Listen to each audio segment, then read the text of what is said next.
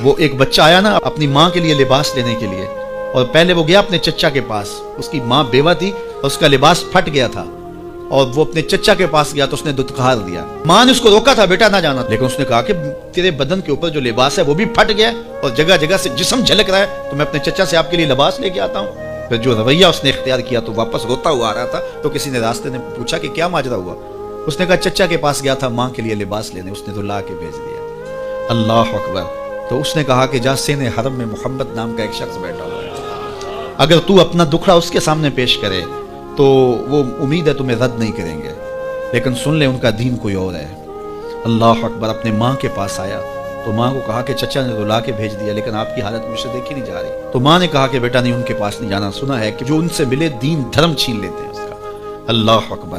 تو حضور علیہ الصلوۃ والسلام کے پاس جانے سے ماں روکنے لگی، لیکن بچے نے کہا کہ امی میں پکا رہوں گا، بتوں کا وفادار رہوں گا، تم اس ٹینشن کو، اس پریشانی کو چھوڑ دو۔